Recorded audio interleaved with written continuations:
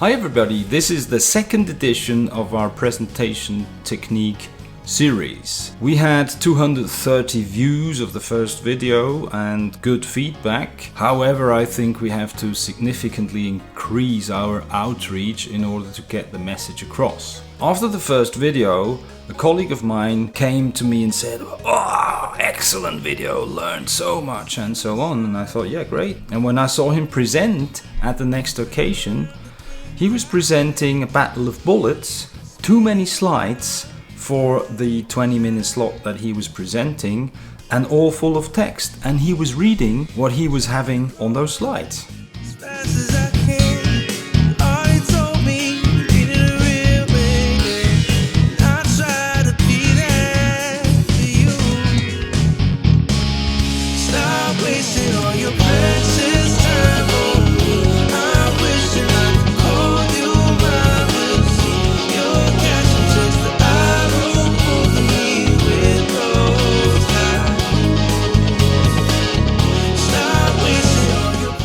So I thought, what part of the video did he actually find excellent if he didn't use any of the techniques explained? I asked him what the problem was, and he said, "You know, the problem was I was invited to give a speech about this topic and I had a 20-minute slot and there was no chance I could present all the material about this topic with the techniques that you said." Okay.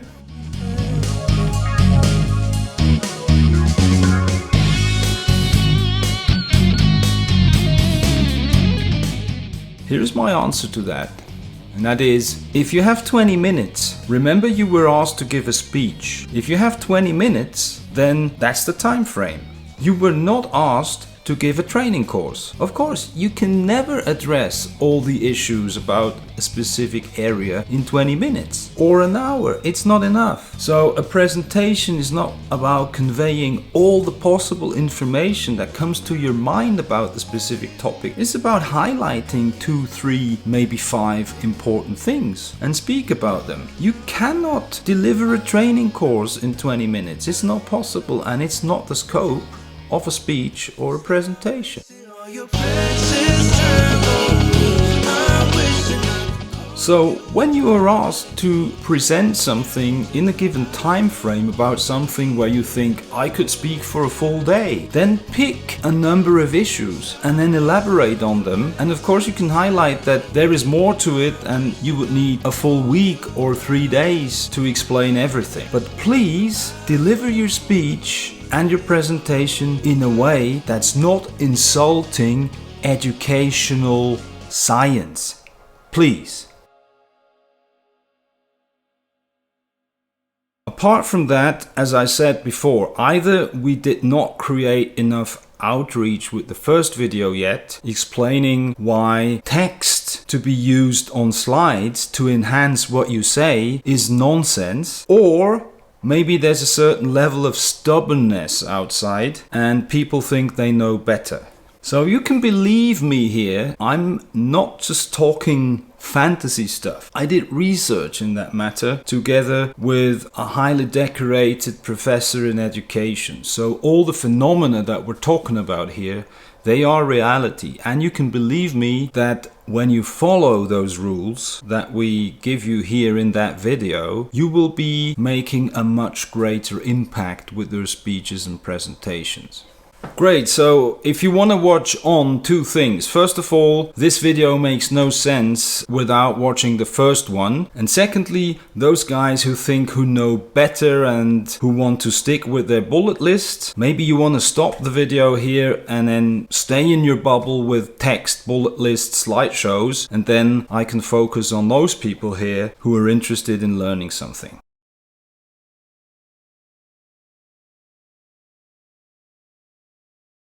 Today I want to talk in more detail about the lead representational systems, the sensory channels through which we perceive our outer world. Those representational systems or sensory channels are visual, this is what you see, auditory, what you hear, kinesthetic, what you feel or the tactile sensations, auditory digital, That's also known as the labeling system or the inner dialogue. Then we also have olfactory, which is what you smell, and we have gustatory, which is what you taste. Now the latter two are not really playing a big role in the type of presentations and speeches here that we're talking about. Unless, of course, you're giving a speech about a perfume or about some cooking. That's a different story. But here I think we're more in a field of expertise where we talk about technical issues. And then the 4 lead representational system: visual, auditory, kinesthetic, and auditory digital will be the ones learners typically use to absorb the information that is given to them.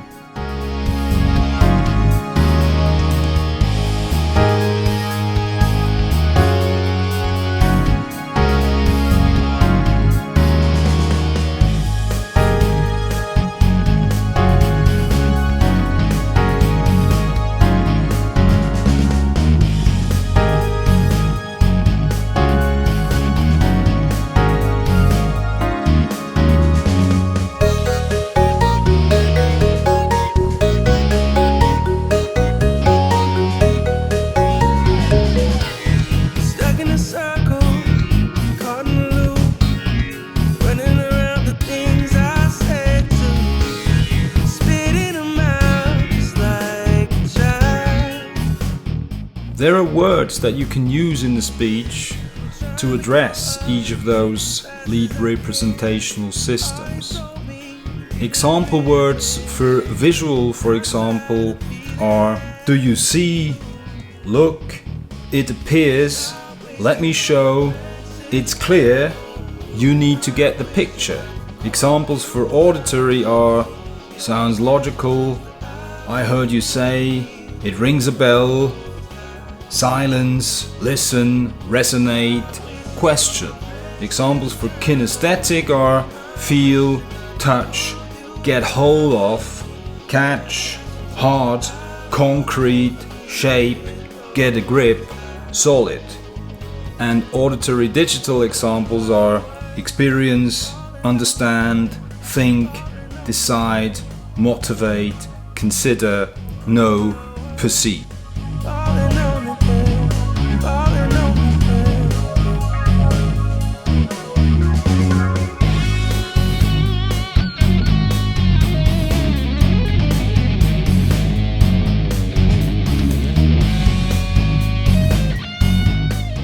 So what about those predicates?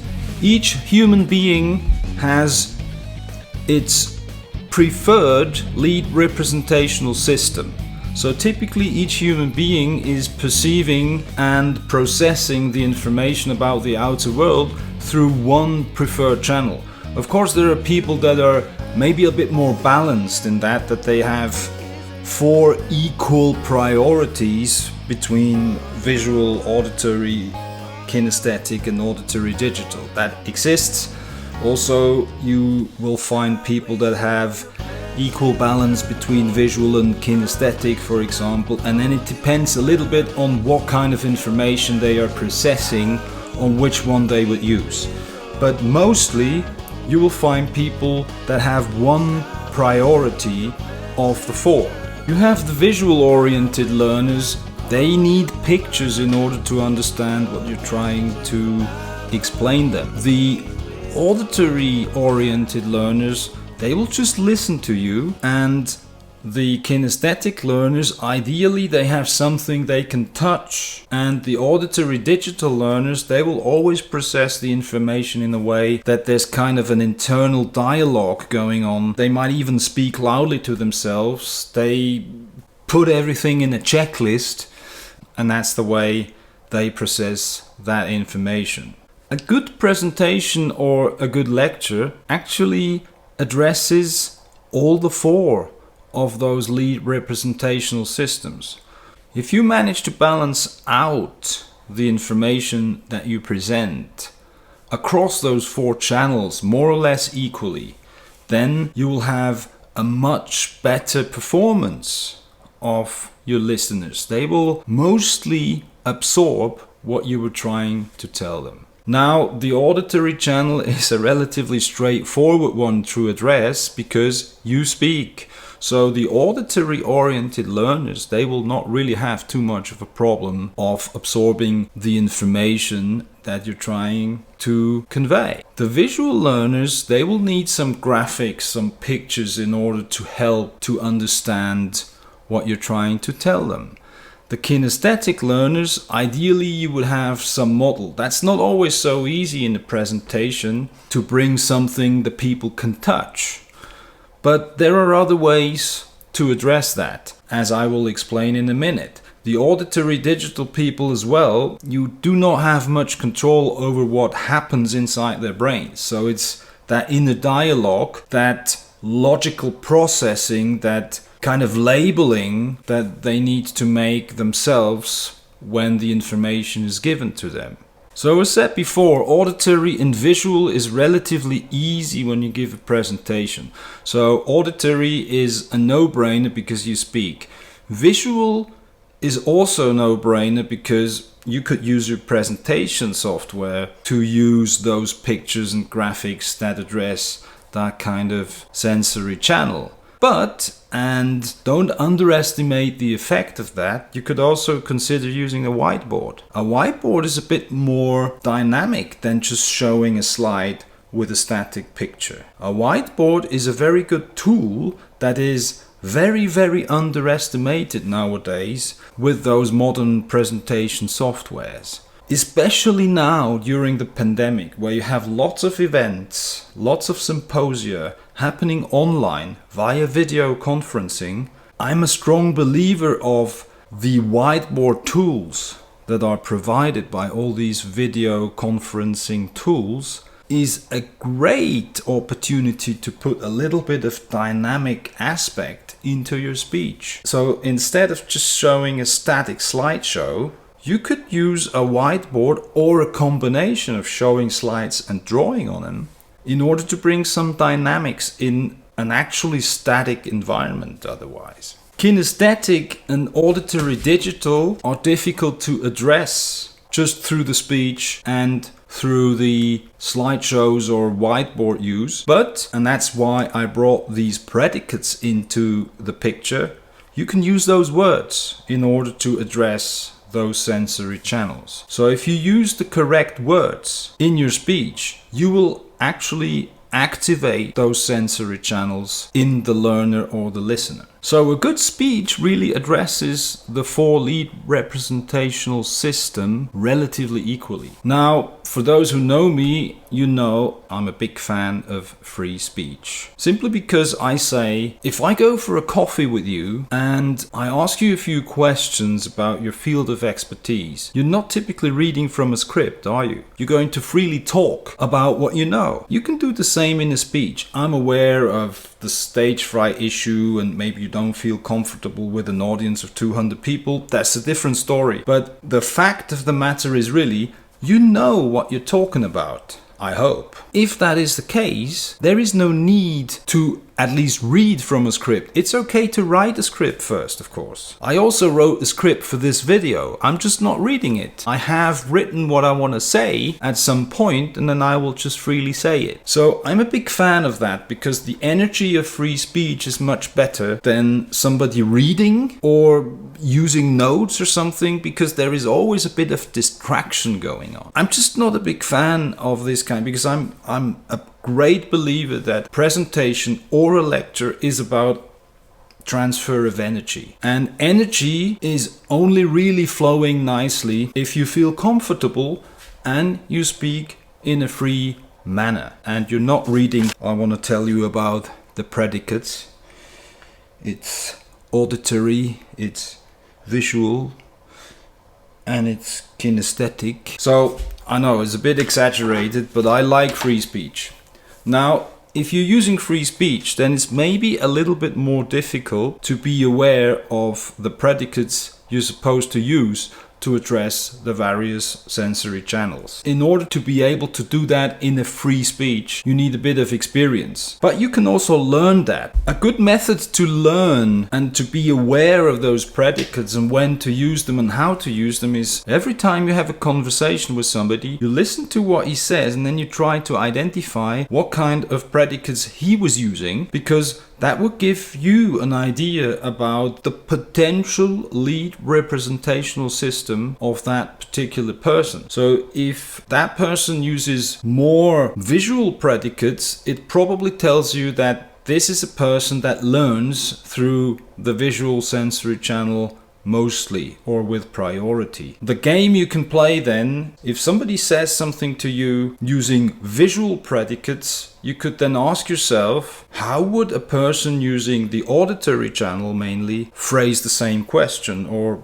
would phrase the same sentence? How would a kinesthetic person do that? How would an auditory digital person phrase that same sentence? So if somebody says to you, that idea is not clear to me, it indicates a visual sensory channel. So now you can ask yourself, how would an auditory phrase that same sentence? Maybe that person would say, that sounds strange. A kinesthetic might say, that doesn't feel solid. And an auditory digital maybe would say, I do not know if that is logical, or something along those lines. So the more you practice that you identify what did the person actually say to me, what was the predicate he was using, was that visual, auditory, kinesthetic, auditory, digital, and then for yourself you figure out what are the alternatives, what would the other three representational systems use as predicates in the same situation to express the very same statement. That will give you, after a few weeks, months, an arsenal of words and sentences used. You become more conscious about those representational systems and you will be able to start to throw in those words consciously in your speech. You don't have to worry much about auditory in principle and visual if you use the correct aiding tools like whiteboard or eventually presentation software. And of course, let us repeat here again, no bullets and no text battles, please, because I cannot repeat enough. Text to enhance your speech is nonsense, because your speech is already text. Use the other possible sensory channels to be addressed through your aiding tools. So of course, with your aiding tools, the visual is an obvious choice, and then you're left with the kinesthetic and the auditory digital, and you eventually have to use those kinesthetic and auditory digital predicates in your speech in order to address those sensory channels. So practice that a little bit.